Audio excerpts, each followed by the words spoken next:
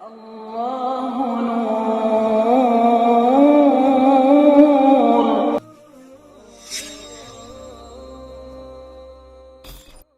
آج شروع کرتے اپنی سورہ مبارکہ کی طرف آتے ہیں۔ بسم اللہ الرحمن الرحیم، الحمدللہ رب العالمین۔ مختصر سی توضیح ہم نے دی تھی کہ الحمدللہ رب العالمین، ساری تعریف خدا کے لیے ہے، اس خدا کے لیے جو عالمین کا رب ہے۔ ہم نے کیا کہا؟ الحمد کیسے کہتے ہیں؟ حمد ادھر کہے کہ حمد، لیکن ساری تعریفیں، اس پر ہم نے بات کی تھی کیوں ساری تعریفیں خدا کے لیے ہیں؟ چونکہ جتنی بھی کمالات ہے، جتنی بھی اچھی صفات ہے، جتنی بھی تعریفیں ہیں، ان سب کا بازگشت خدا کی طرف ہے۔ یہ بتایا ہم نے، نہیں بتایا؟ آگے خود فرما رہے ہیں کیوں الحمدللہ، کیوں ساری تعریفیں خدا کے لیے؟ رب العالمین، چونکہ عالمین کا رب ہے۔ رب کسے کہتے ہیں؟ وہ جو آپ کو پیدا بھی کرے پھر پالی بھی، پالنے والا اور پیدا کرنے والا۔ اب چونکہ خدا ہی ہمیں پالتا ہے، سارے فیوزات اسی ذات کا ہے۔ جب اسی ذات کا ہے تو تعریف کس کے لیے ہے پھر اس کے علاوہ؟ خدا کے لیے ہے۔ جب عالمین کو اسی نے پیدا کیا، اور اب عالمین کی جتنی بھی ضروریات ہیں وہ کون پورا کر رہے ہیں؟ پروردگار عالم۔ اب جب ایسی ہستی ہے تو میرے خیال میں تعریف کی جگہ کسی اور کے لیے نہیں بچتی۔ اگر تعریف کا حقیقی حقدار ہے تو وہ خداوند متعال ہے۔ ہاں، ایک نقطہ ادھر ذکر کروں تاکہ وہ روشن ہو جائے، واضح ہو جائے۔ تو کہتے کہ ہم جو اچھے لوگوں کی تعریف کرتے ہیں، یا انبیاء علیہ السلام کی تعریف کرتے ہیں، یا معصومین کی تعریف کرتے ہیں، یہ پھر کیا ہوگا؟ یہ بھی در حقیقت ہم خدا کی تعریف کر رہے ہیں۔ کس طرح؟ ایک دن رسول خدا جا رہے تھے، گلی میں ایک بچہ، ایک جوان ہی سمجھ، زیادہ بڑھ نہیں، جوان، نوجوان سامنے آ رہا ہے اور رسول اللہ کو سلام کرتے ہیں اور کہتے ہیں یا رسول اللہ، میں آپ کے ساتھ بہت زیادہ محبت کرتا ہوں۔ رسول خدا ادھر ٹہر جاتے ہیں، اس کو نزدیک کرتے اپنے ساتھ۔ اچھا، بہت زیادہ محبت کرتے ہیں؟ جی میں بہت محبت کرتا ہوں۔ اپنے والد سے بھی زیادہ مجھ سے محبت کرتے ہیں؟ اس نے کہا جی اپنے والد سے بھی زیادہ محبت کرتا ہوں۔ اپنی والدہ سے بھی زیادہ مجھے محبت کرتے ہیں؟ جی اپنے والد سے بھی مجھے آپ سے بہت زیادہ محبت ہے۔ آخر میں ایک جملہ ادھر میرا وہ ہے، مقصد ہے، پھر فرماتے ہیں رسول خدا کہ اچھا آپ خدا سے بھی زیادہ مجھ سے محبت کرتے ہیں؟ یہ جملہ میرے وہ شاہد مثال ہے۔ تو جوان کھڑا ہو جاتا ہے۔ یہ دیکھیں موحد رسول خدا نے کیسے جوانوں کو تربیت کی تھی۔ اس نے کہا اے رسول، اے اللہ کے حبیب، میں آپ سے جو محبت کرتا ہوں یہ بھی خدا کی وجہ سے کر رہا ہوں۔ لیکن اگر خدا اور آپ کو ہو گئے تو پھر تعریف کا حقدار کون ہے؟ ذات خدا ہے۔ لیکن آپ سے جو محبت ہے وہ کس وجہ سے ہے؟ خدا کی وجہ سے ہے۔ چونکہ آپ خدا کے برگزیدہ بندے ہیں، آپ خدا کے چنے ہوئے بندے ہیں، اس لیے میری محبت آپ کے لیے ہے۔ تو اب جو ہم محبت کرتے ہیں صلحاء سے، اچھے لوگوں سے، علماء سے، مجتہدین سے، عرفاء سے، اولیاء اللہ سے، یہ کیوں کرتے ہیں؟ خدا کی وجہ سے، چونکہ وہ خدا کے پابند ہیں، خدا کے احکام کے پابند ہیں، خدا کے سامنے وہ تسلیم ہیں، خدا کے احکامات انہیں اپنے اوپر جاری کیے ہوئے ہیں۔ امام حسین علیہ السلام پر ہم کیوں گریہ وزاری کرتے ہیں، محبت کرتے ہیں؟ اپنے سروں کو کٹا سکتے ہیں لیکن عزاداریوں کو نہیں چھوٹ سکتے۔ کیوں؟ چونکہ اس نے خدا کی محبت میں، خدا کے عشق میں سب کچھ پیش کیا، اپنے جان کا، اپنے ناموس کا، اپنے مال کا، سب کچھ کربلا میں لوٹا دیا۔ کس لیے؟ تاکہ دین خدا محفوظ رہے۔ اس لیے مومنین کے دلوں میں امام حسین علیہ السلام کی محبت کا شمع روشن ہے۔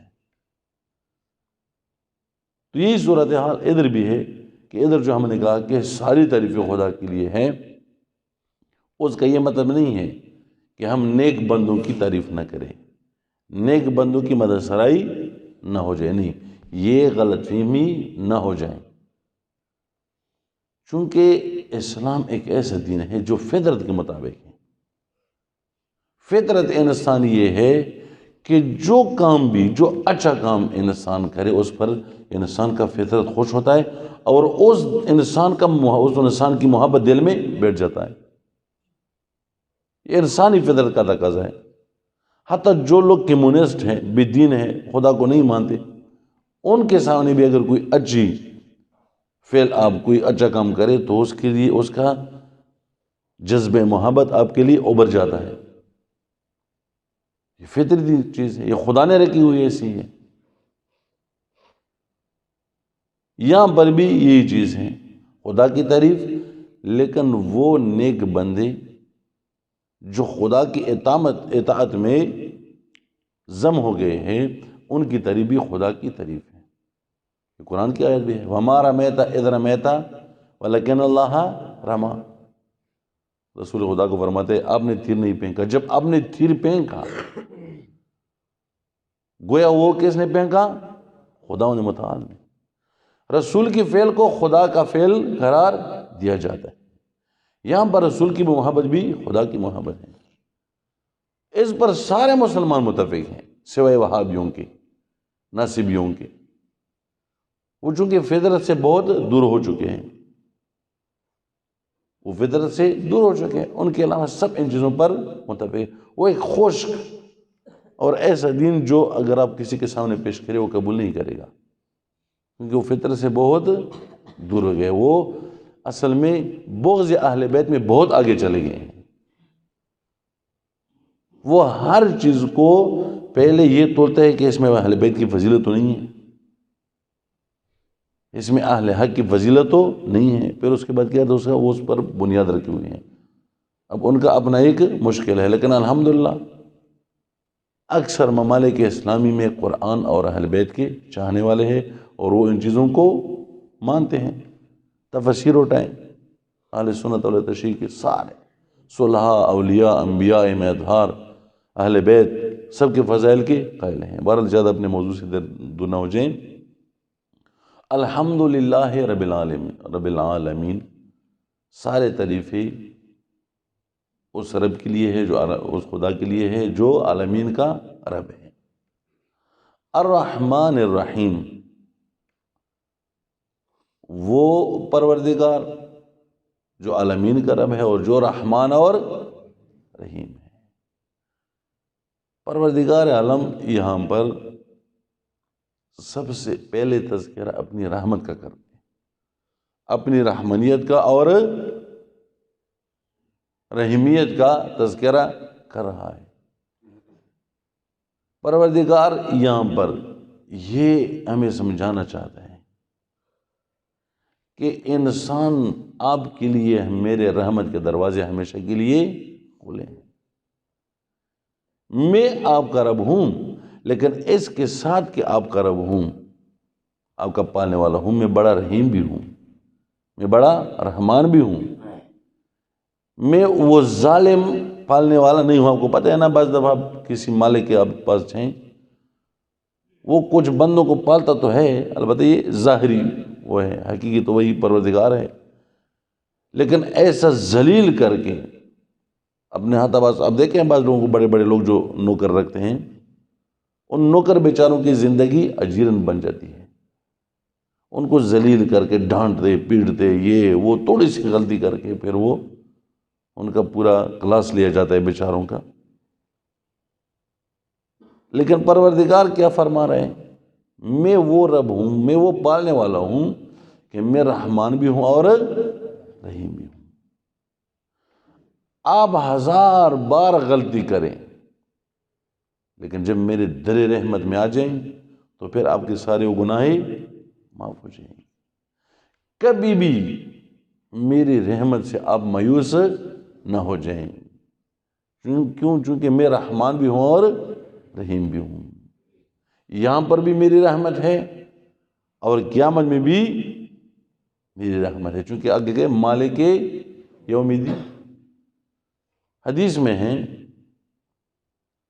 آخری وہ بیان کروں تاکہ زیادہ وہ نہ ہو جائے، حدیث میں ہے کہ پروردگار عالم قیامت کے دن اتنے بندوں کو معاف کریں گے، اتنے بندوں کو، اتنے گناہگاروں کو جہنم سے نجات دلائیں گے کہ حتیٰ شیطان کے لیے بھی یہ لالچ پیدا ہو جائے کہ شاید مجھے بھی معاف کرے اللہ۔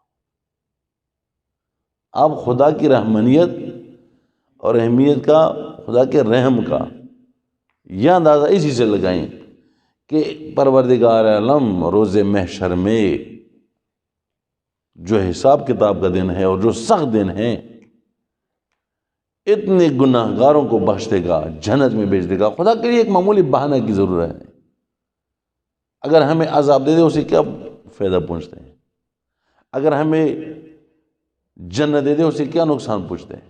ہوتا ہے کچھ؟ خدا کی ذات میں کوئی تبدیلی آتی ہے؟ نہیں۔ خدا کو اپنے بندوں کو جنت لے جانے کے لیے کیا چاہیے؟ ایک بہانہ چاہیے۔ کسی بہانے کے پیچھے کہ خدا، ہم جس طرح اس دنیا میں بھی ہے کہ ایک بچہ غلطی کرے، ہم کسی بہانے کے پیچھے کہ اس کو کس طرح ایک بہانہ میں چلو آپ نے یہ چکا کہ بس آج معاف ہو گیا، ہے یا نہیں ہے؟ اسی طرح استاد اپنے شاگردوں کے بارے میں کہے کہ چلو آپ نے وہ کیا بس چلو آج معاف ہو گیا، پھر اس طرح نہ کرے۔ میں نے یہ روایت پڑھی تھی کہ خدا کی رحمت، خدا کی جو اپنے بندوں سے محبت ہے وہ 70 ماؤں سے زیادہ ہے۔ ایک ماں کی محبت میں نے واقعہ بیان کیا تھا کتنی ہے، پھر 70 ماؤں کی محبت، اللہ۔ البتہ یہ کثرت کے لیے ہے، اس سے بہت زیادہ ہے۔